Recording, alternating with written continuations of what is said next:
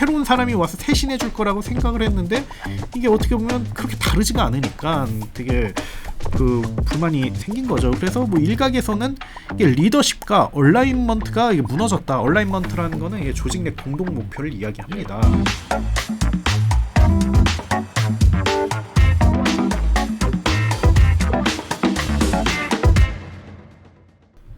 안녕하세요. 아웃스탠딩의 홍선표 기자입니다. 어느덧 정신하 대표가 카카오 그룹을 이끌게 된 지 1년이라는 시간이 지났는데요.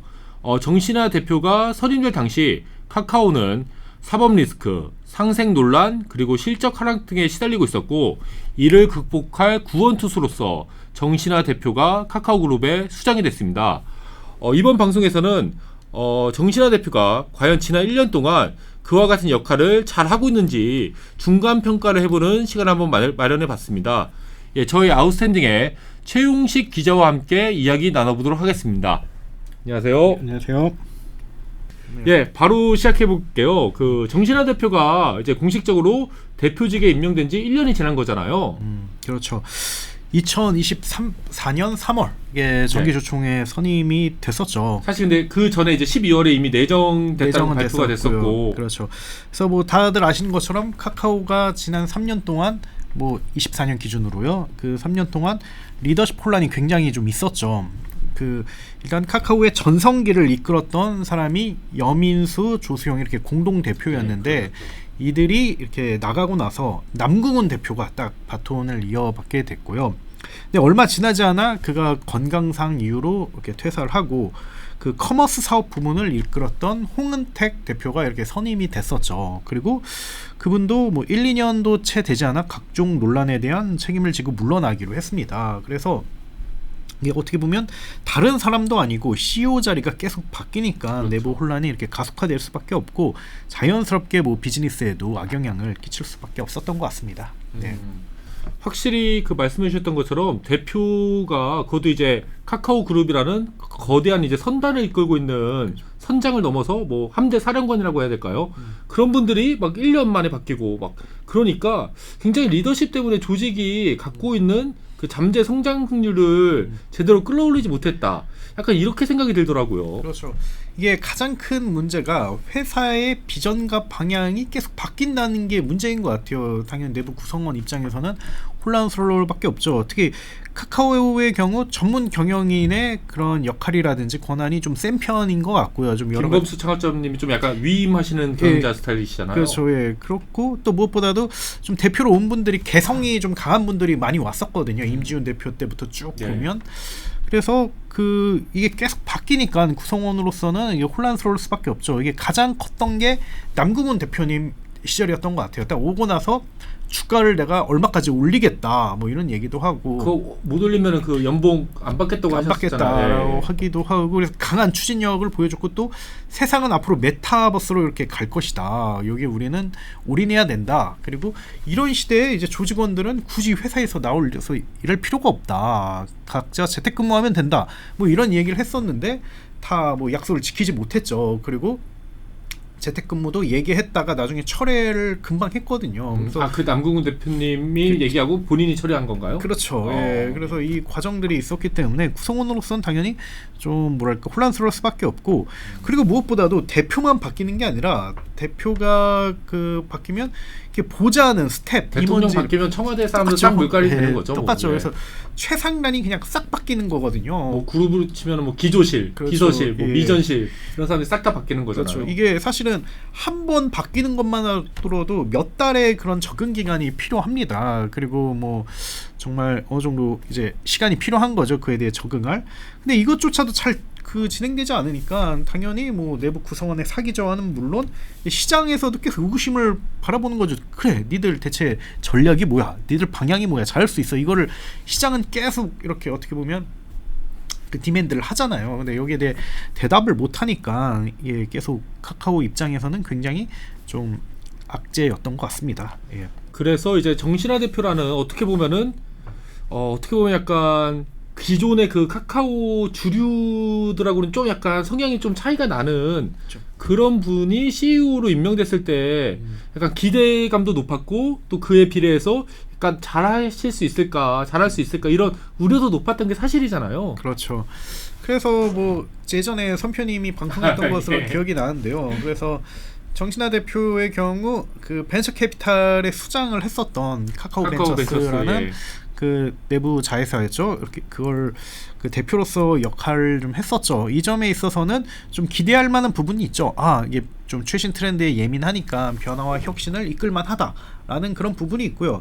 또 다른 한편으로는 젊은 여성 CEO이기 때문에 이 자체만으로도 좀 이미지 쇄신이라든지 브랜드 재고 가치를 그 가치 재고를 좀 모색을 할 수가 있거든요. 이 점은 뭐 그렇게 좀 바라보시는 분도 계셨긴 예, 했었죠. 확실히 좀 괜찮았던 것 같고요. 좀 뭐랄까 그 좋은 부분이었던 것 같고요. 다만 업계에서는 뭐 예전부터 계속 그 우려의 목소리가 있었죠. 그래서 좀 카카오 벤처스의 경우 스타트업 씬에선 다 알아주는 VC지만 카카오 그룹 내에서는 가장 그 매출 규모가 작은 계열사 중 하나인데 그 매출이 제가 그때 기사 쓸 때 기억으로는 200억이 안 됐었던 것 같고 그렇죠. 직원 수는 제가 기사 썼을 때 기준으로 27명이었던 것 같아요. 그렇죠. 그래서 근데 수천 명에 이르는 카카오 그룹을 과연 리드할 수 있느냐.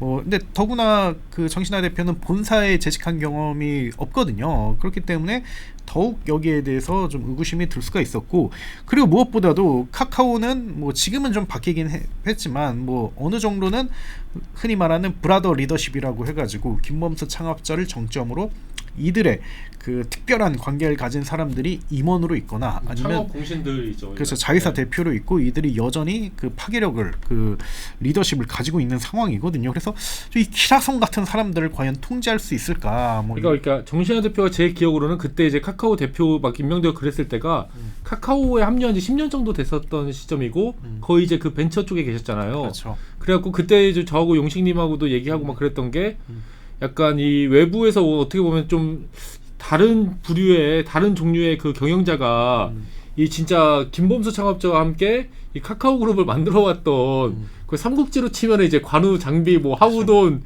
뭐 그런 사람들이잖아요. 그렇죠. 예. 이런 사람들을 제압이라는 표현을 이런 사람들 잘 이제 통솔할 수 있을까? 그렇죠. 그거에 대해서는 저희가 그때 많이 얘기를 했었던 기억이 나요, 저도. 그렇죠. 그래서 게다가 뭐 카카오는 굉장히 많은 그런 문제가 누적된 그때는 이제 거의 예, 그렇죠. 상황인데 굉장히 뭐 문제가 지금도 있었죠. 현재 진행형이죠. 예, 예. 이 어려운 시기에 과연 그 책임을 졌는데 역할 다 할 수 있을까? 이거는 뭐 굉장히 우려의 시선이 컸던 게 사실이죠. 예.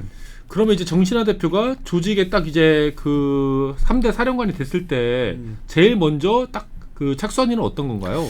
보통 그 말씀하신 것처럼 다른 배경을 가진 리더가 오면 크게 두 가지의 행태를 보이죠. 첫 번째는 과감하게 이렇게 그 쇄신이라든지 변화를 모색하는 리더가 있고, 어차피 그 본인은 빚진 게 없으니까 그 그렇죠. 조직 예. 내부에서 예. 또 다른 리더는 좀 상황을 지켜보는 거죠. 상황을 지켜보다가 어느 정도 자기가 리더십이 생겼다고 생각을 하면 그때 이제 자기가 원하는 방향대로 이끌어가는 그런 리더가 있는데, 좀 정신화 대표가 했던 거는 여러 가지 이야기를 들었을 때 좀 전자였던 것 같아요. 쇄신.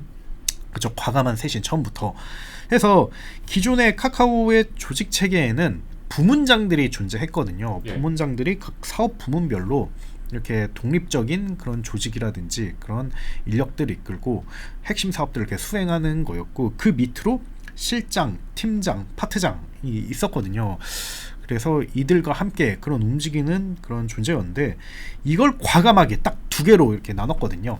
임원급 관리자, 그 다음에 중간 관리자, 딱 팀장급 중간 관리자, 이 두 개로 딱 나눠버렸어요. 그래서 좀 이로 인해서 임원급 관리자 흔히 그 명함에 성과 리더라고 적혀 있었던 분들 그렇죠. 말씀하시는 예, 거죠? 성과 리더가 예, 저희가 만나뵀던 분들 중에서 그렇죠. 예. 일반 리더였는데, 그래서 어떻게 보면 조직 슬림화를 꾀한 거죠. 흔히 우리가 이야기하는 그 명분은 테크 기업답게 이거를 좀 뭐랄까 그 구조를 좀 단순화해서 의사 결정도 좀 빠르게 하고, 의사 결정이 나오면 좀 실행도 빠르게 하자, 뭐 이런 그런 명분을 내세웠죠. 근데 이제 정신화 대표 근데 여기 이번 이슈에 대해서 좀 이해하기 위해서는 꼭 알고 계셔야 되는 게 정신화 대표가 뭐 조금 더 이제 지켜보면서 이렇게 좀 할 수도 있었지만은 그렇게 약간 긴급한 그런 결단을 내린 거는 그 정신화 대표가 이제 취임한 지 한 3달 뒤에 바로 이제 김범수 창업자가 이제 구속이 됐잖아요. 그렇죠. 그래갖고 거의 이제 긴급 조치 같은 그런 상황이 된 건데, 이런 약간 비상 상황이기 때문에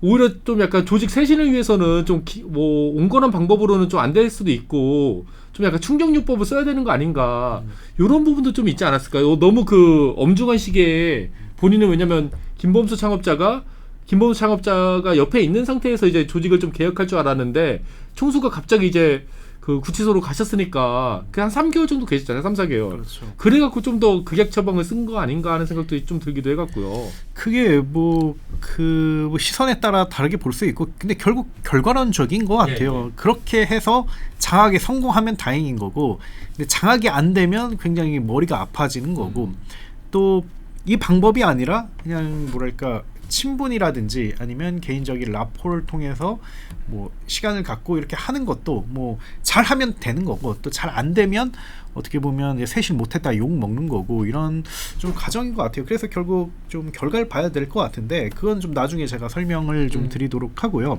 그럼 일단 그 정신화 체제에서 이제 새로운 리더가 나오면 새로운 또 이제 오른팔 왼팔 그리고 이제 주역들이 같이 이제 등장을 하는 거잖아요. 그렇죠. 그 스텝과 참모진들이 어떤 분들이 이제 주역으로 이제 떠오르셨나요? 그래서 일단은 그 이른바 새롭게 임원으로 굉장히 많이 승진을 했어요. 그래서 그 내부의 이야기를 들어보니까 특히 컨설팅 펌이라든지 재무 펌에 있는 사람들이 회계 쪽 그렇죠, 말씀이죠. 예.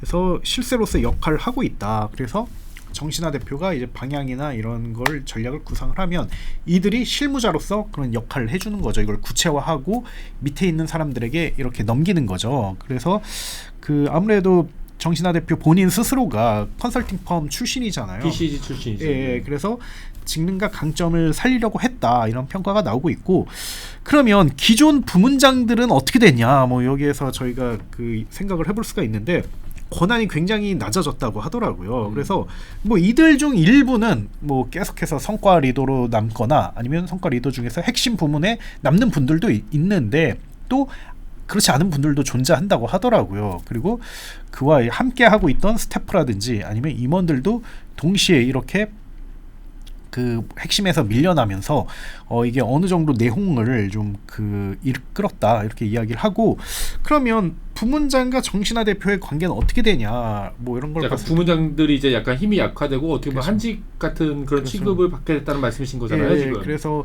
이게 당연히 좋지 않아졌다고 얘기를 하더라고요. 그래서 뭐 외부에 있는 뭐 행사라든지 이런 데 가면 같이 자리를 하지 않을 정도로 좀 사이가 안 좋아졌다. 뭐 이런 이야기를 들었습니다. 예. 그러면 약간 이제 굉장히 이거는 방금 말씀하신 것과 같은 부작용을 당연히 예상하면서 이런 조치들이 취해졌을 거라고 생각이 드는데 그럼 실제로 약간 재무적으로 성과가 있었나요 이게? 그렇지 못했죠. 안타깝게도. 예. 왜냐면 카카오의 실적은 연결 기준으로 매출이 4% 증가하는데 그쳤거든요. 사실 그 네이버보다도 그 성장률이 그렇죠. 낮죠. 네이버, 덩치는 네이버가 더 그렇죠. 크지만.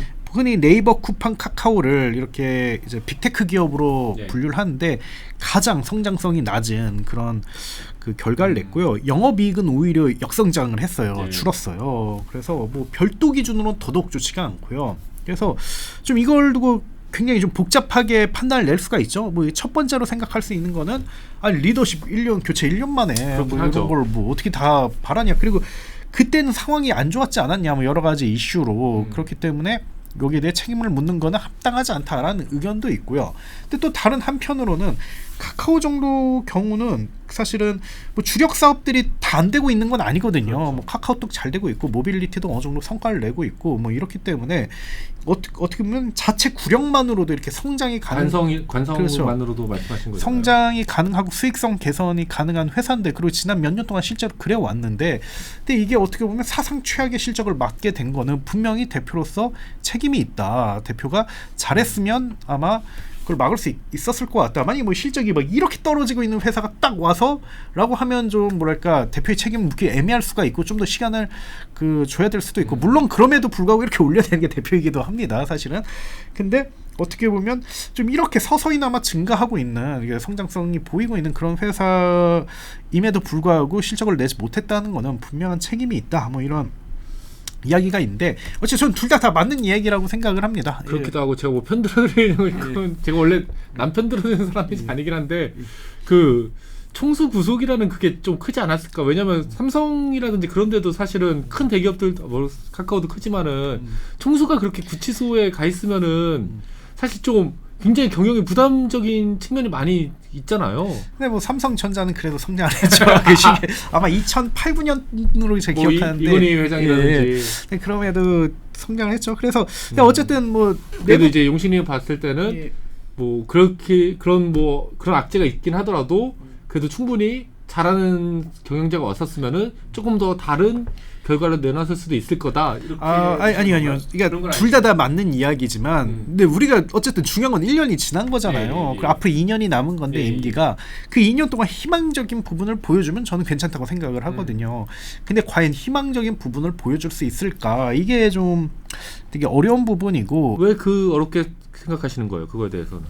일단은 지금 내부에서 좀 사업이 잘 추진되지 않는다 이런 이야기가 제 개인적인 네트워크라든지 예. 추정을 통해서 들리고 있어요. 왜 그러냐면 이 부문장들이 제가 앞서서 기라성 같다고 얘기했는데 이들이 괜히 기라성이 또 아닌 거거든요. 거의 뭐 태조 이성계의 뭐 개국공신, 그렇죠. 이방원의 예. 뭐 그 개국공신, 그렇죠. 뭐 세조의 그 정난공신 뭐 이런 그렇죠. 사람들이랑 급이잖아요. 어떻게 보면 뭐 30년 동안 인터넷 업계에 있었고 그리고 특히 카카오에는 대부분 다 10년 이상 있던 분들이라 가지고 사실은 그 이들이 나름의 전문성이 있는 것도 사실이고 그리고 장기간 비즈니스를 이렇게 그 주도하면서 조직 내 강한 레거시라든지 또 히스토리를 알고 계시잖아요, 일들은. 그렇죠. 뭐 사일로 문화까지는 아니더라도 어쨌든 탄탄하게 뭔가 그런 조직력을 가지고 있었거든요. 근데 이들이 이제 붕 떠버리니까 그게 그 어려운 거죠. 그리고 제가 앞서 이야기한 것처럼 이건 또 정신아 대표만의 문제는 아닌데 카카오 직원들의 불신이 훨씬 더 강해진 거죠. 3년 동안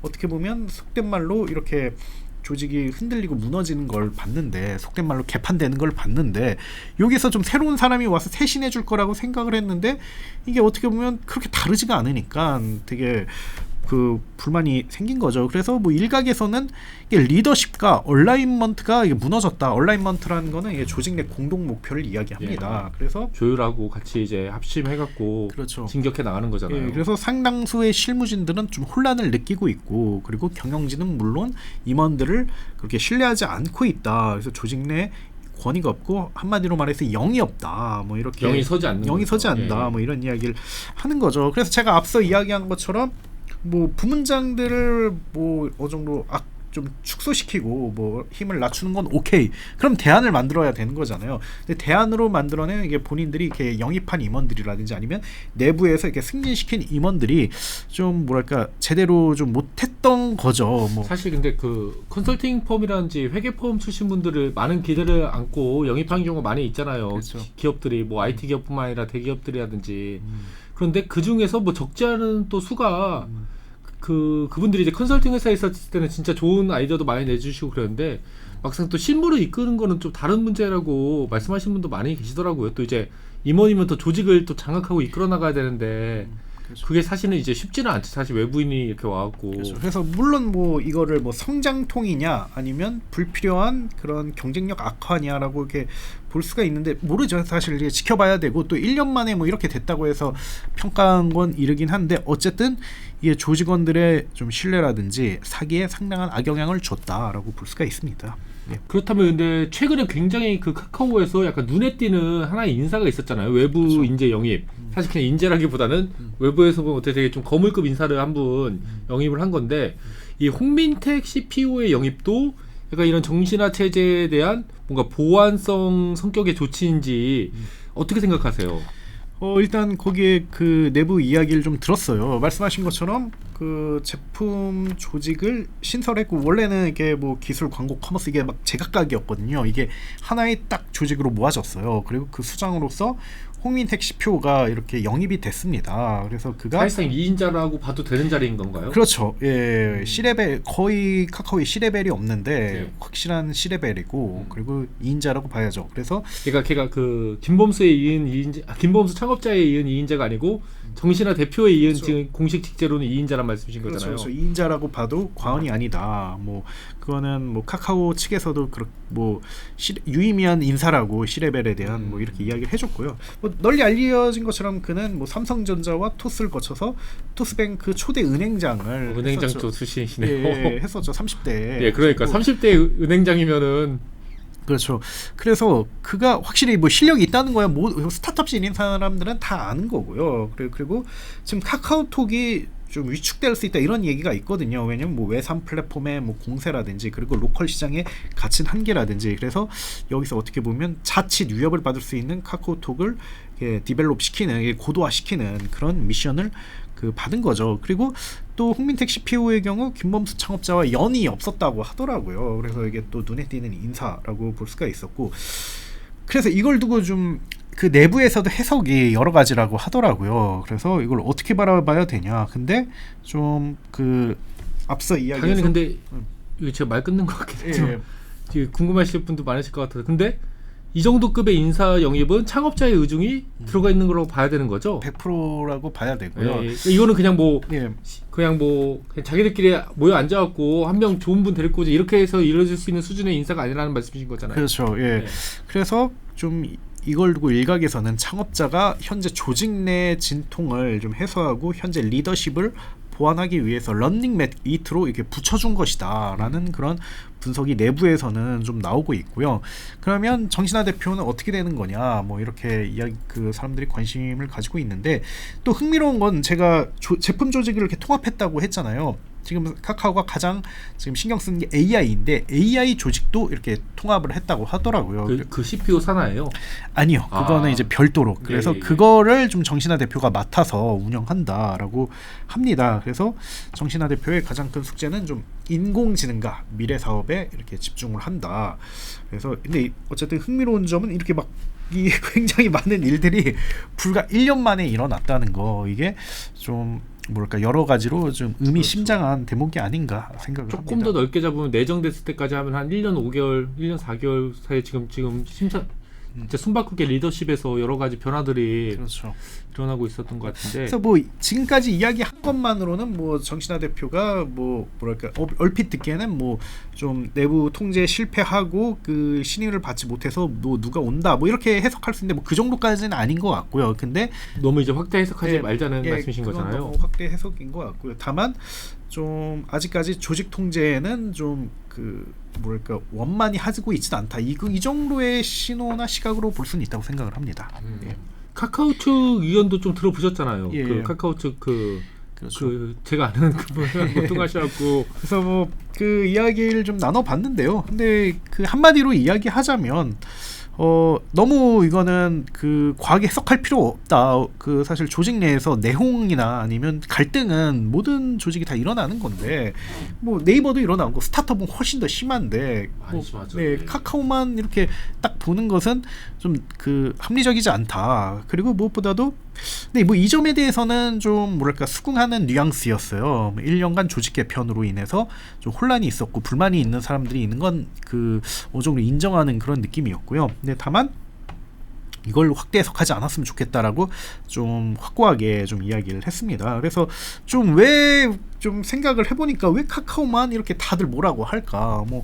뭐 주가 하락도 있고 뭐 실적 부진도 있고 그리고 뭐 사법 리스크도 있고 그래서 딱 미운 털이 박힌 상황에서 딱 카카오만 공격하기 그런 좋은 상황이라는 거죠. 그리고 카카오의 경우 흔히 이야기한 것처럼 조직 문화가 좀 자유주의적인 그런 면도 있고 그리고 또 소통이 민주적으로 좀 이루어지고 있기 때문에 이게 더 와글와글한 거다. 그렇죠. 내부 내용이 바깥으로 나가기도 굉장히 쉽고 다른 회사는 굉장히 이렇게 딱 잡으려고 하잖아요. 그리고 또 요즘은 블라인드 때문에 어디든 못 잡아요. 사실. 못 잡습니다. 근데 어쨌든 이게 공론화가 좀 더 쉽게 되는 거는 그런 어쨌든 문화가 있는 이런 것 같다. 문화가 있는 것 같다. 근데 이거는 어떻게 보면 지금까지 회사 성장의 원동력이었고 어떻게 보면 카카오 웨이가 있었기 때문에 카카오가 성장할 수 있었는데 이거를 현상은 동일한데 상황이 바뀌었다고 해서 다르게 해석하는 이거는 좀 사리에 맞지 않다 이런 의견도 좋습니다.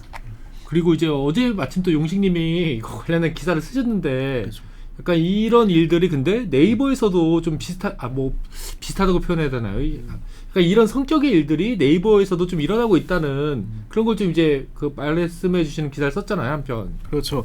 그래서 지난해 뭐 네이버에서 그런 일들이 있었죠. 그래서 네이버 비슷하게 사내 독립 그 기업 제도라는 게 있었어요. CIC, 예, CIC 컴퍼니. 그렇죠. 그 제도가 있었는데 이 제도를 폐지를 해버렸거든요. 그래서 사내 독립 기업이 어떤 점에서 좀 달랐냐면 거기 CIC 대표에게 굉장히 많은 권한을 몰아줬거든요. 뭐 사업 기획, 재무, 인사, 마케팅 이런 것까지 다 할 수 있도록 이렇게 의사결정권을 모아줬는데 이걸 없앴어요. 그리고 12개의 그 전문 조직으로 이렇게 개편을 했거든요. 그래서 여기에 대해 그 네이버 측은 이거는 위계를 최소화하고 조직 구성을 평평하게 하기 위함이다라고 밝혔는데, 근데 CIC 조직장들로서는 어떻게 보면 이로 인해서 이렇게 힘을 잃게 됐고, 또 CIC 조직장들과 이렇게 각별한 사이에 있는 그들의 직속 스태프들이 있을 거 그렇죠. 아닙니까? 예, 참모들. 중간 관리자라든지 이들도 같이 힘을 잃었다는 그런 분석이 나왔거든요. 참고로 이들은 2000년대 네이버의 고속 성장을 이끌었던 주역들이었고, 그래서 이를 두고 일각에서는 네이버의 가장 큰 현안 중 하나는 그 조직 내 고인물 퍼내기다라는 고인물이라고 표현하시면 너무 이제 열심히 하신 분들인데 그러니까 좀 그럴 수도 그렇죠. 있으니 이거는 이제 어떻게 보면 되게 러프하고 되게 강하게 얘기하는 건데 어쨌든 좀 고연차 직원들이라고 표현할까요? 근데 어쨌든 좀 헤게모니의 이동과 뭐 세대 교체를 좀 어떻게 보면 추진하고 있다라고 해서 저는 이게 어떻게 보면 카카오의 1년 전 모습이 아니었나 뭐 이런 생각도 합니다. 확실히 말씀하신 것처럼 이제 세대 교체가 카카오든 네이버든 이게 좀 화두가 되고 있다는 생각이 점점 들어요. 그렇죠. 등장하는 리더들의 그 나이는 이미 뭐 최소연 대표 등장했을 때부터 그렇죠. 82년생이시죠? 그렇죠. 막 82년생 뭐 수연 씨 뭐 네이버 CEO 된다 이런 제목으로 막 기사도 나오고 그랬었잖아요. 그렇죠. 그래서 뭐 그 최수연 대표도 그렇고 정신아 대표도 그렇고 뭐 조직 관리 실패했다. 뭐 이거는 전 좀 과한 그런 게 맞다고 생각을 하고요. 저도 그렇게까지 보는 건 좀 그렇다는 생각이 좀 들긴 해요. 근데 다만 세대 교체가 이루어지고 있고 이 과정에서 어느 정도 갈등이 있는 거는 저는 맞다고 생각을 하거든요. 그래서 어떻게 보면 지난 10년간은 65년생에서 75년생의 시대였죠. 이들이 어떻게 보면 뭐 여민수 막 조수영 대표님 그런 분들이 그 시대인 거죠. 그렇죠. 예. 그분들의 시대였고 이제 75년생에서 85년생으로 이렇게 넘어오는 그런 시대인 것 같아요. 그래서 이걸 좀 알 수가 있는 게 스타트업 씬에서는 이미 대부분이 다 80년대생 창업자거든요. 그리고 그렇죠. 뭐 나머지들도 70년대 후반 창업자예요. 그래서 어떻게 보면 이미 스타트업 씬은 이걸로 재편이 됐고, 그리고 이들이 못했냐 잘했거든요. 굉장히 뭐 토스의 이승건 대표라든지 무신사의 조만호 대표라든지 이들이 확실히 좀 뉴 제너레이션답게 새로운 방법론을 딱 들고 와서 이걸로 엄청난 성장을 읽었거든요. 그래서 어떻게 보면 대안이 이렇게 딱 생긴 거죠. 그러면 이 대안이 생겼을 때 기존 세대가 이걸 대신할 수 있는 그런 경쟁력이 있으면 뭐랄까 이게 공존할 수 있으면서 가던가 아니면 팽팽하게 이렇게 뭐 부딪힐 텐데, 물론 이제 그런 측면도 있었지만 최근 2-3년 동안 뭐 카카오나 네이버에 많은 인사사고들이 좀 끊이지 않았거든요. 네이버의 경우 거론하기 뭐 송구합니다만 이렇게 뭐 자살 사건이 있었고요. 그리고 카카오의 경우 그 임원들의 뭐 주식 매도라든지 이런 사건들이 있는데 다 이분들이 어떻게 보면 75년 5년생 미만 65년 75년생 사이 분들이거든요. 그래서 뭐 그 자체를 이렇게 싸잡아서 욕하는 건 당연히 아니라고 생각해요. 그렇죠. 근데 또 어떻게 보면 또 시대의 한계라든지 이런 것도 안고 있는 것도 사실이거든요. 그래서 저는 이해진 네이버 창업자가 자살 사고가 터졌을 때 한 얘기가 굉장히 저는 의미심장하다고 생각을 해요. 그래서 사실 이건 우리가 웬만한 노력으로서는 이런 인사 사고라든지 이런 걸 막을 수가 없고 또 재발될 거다. 결국은 권한을 계속해서 분산시키고 책임을 명확하게 하고 무엇보다도 젊고 그리고 새로운 리더들이 나와서 이렇게 그 전면 그 쇄신을 하고 교체를 해야지, 이 작업을 하지 않고서는 우리끼리 뭐 해보자 이런 거는 답이 안 나온다, 이렇게 이야기를 했습니다. 저는 이게 어떻게 보면 굉장히 그 시대를 관통하는 말이 아닌가 그렇게 생각을 해요. 근데 다만 네이버와 카카오의 경우 좀 다른 모습이 좀 나타나는 것 같습니다. 네이버는 좀 어느 정도는 이거에 성공하는 것 같아요. 그 최수현 대표가 이번에 연임했다는 것도 좀 유의미한 소식이고요. 그리고 뭐 실적이 그렇게 나쁘다. 그러니까 주가는 아직까지 회복을 못하고 있지만 사실 회사 실적 자체는 약간 준수한 성장을 그렇죠. 하고 있다고 말씀드릴 수 있는 수준인 거잖아요. 그렇죠. 뭐 다만 좀 이제 AI에 대한 대응이 좀 많이 부족한 거 아니냐 그렇죠. 이런 지적은 있지만 최소한 돈 버는 문제에 있어서는 어느 정도 눈높이를 맞추고 있다. 그렇죠. 이렇게는 예. 말씀드릴 수 있을 것 같아요. 근데 이 카카오는 이것보다는 좀 더 우왕좌왕하고 파열음이 나온 것 같고요. 좀 여기에 대해서도 저 카카오 분들하고 이야기를 했는데 대체적으로 인정을 하시더라고요. 그래서 네이버는 굉장히 이게 좀 통제력이 있기 때문에 좀 덜 나오는 것 같고, 근데 카카오의 경우 민주적이고 자유롭기 때문에 많이 부각이 된 것 같다, 이렇게 좀 이야기를 하기도 했습니다. 네. 마지막으로 이제 뭐 이혜진 의장 이야기도 나왔으니 이제 김범수 창업자 얘기를 하고 어떻게 지내시는지 좀 그걸 좀 정리해 주시고 그렇게 하고 마무리하시죠. 예.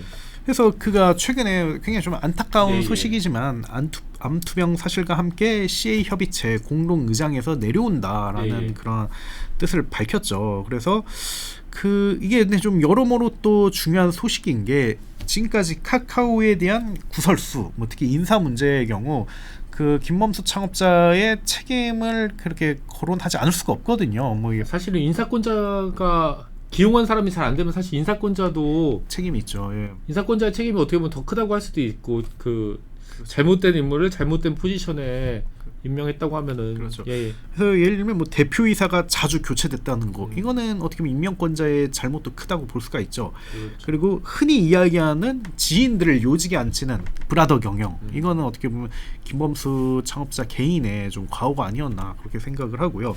사실 그런 게 이제 그 지인들한테는 참 좋지만은 조직 그렇죠. 입장에서는 안타깝게 그 지인이 이제 막 능력까지 있고 막 성품도 훌륭하고 뭐 그래서 막 이제 사람들도 많이 이제 존경받을 수 있고 능력까지 좋으면은 진짜 모르겠는데 그렇죠. 웬만해서는 그렇게 되기가 힘든 게 사실이잖아요. 그렇죠. 사실은. 그리고 문제 인물을 재등용하는 그 회전문 인사라든지 그런 사례도 좀 많이 예. 있었군요. 그래서 뭐 내보냈는데 다시 이렇게 영입을 했다든지 뭐 이런 약간 좀 정이 많으신 것 같아요. 모두 좋게 얘기하면은, 그거 이렇게 직접 결정을 했거나 본인이 아니면 관련이 있죠. 그래서 좀 이번도 좀 비슷한 일이 나오지 않을까 좀 걱정하는 목소리도 있는 것 같아요. 그래서 이걸 확실히 좀 그 창업자가 물론 이선으로 물러난다 하더라도 결국은 그 오너로서 이렇게 결정을 해야 되잖아요. 그래서 좀 교통 정리를 좀 잘 해야 할 것 같고요. 또 이런 노이즈를 이렇게 예방하는데 신경 써야 되지 않을까, 그렇게 생각을 합니다. 네. 예, 알겠습니다. 예, 오늘 이제 저희 최용식 기자와 함께 카카오, 그러니까 정신화 대표가 취임한 지 1년이 지난 뒤에 카카오에 대해서 좀 다뤄봤는데, 이건 굉장히 중요한 이슈이기 때문에 앞으로도 이 주제에 대해서는 저희 아웃스탠딩 쇼에서 꾸준히 살펴보면서 말씀드리도록 하겠습니다. 예, 용신이 그럼 오늘 방송은 여기서 이만 마치시죠. 예, 알겠습니다. 예, 감사합니다. 들어가 보겠습니다.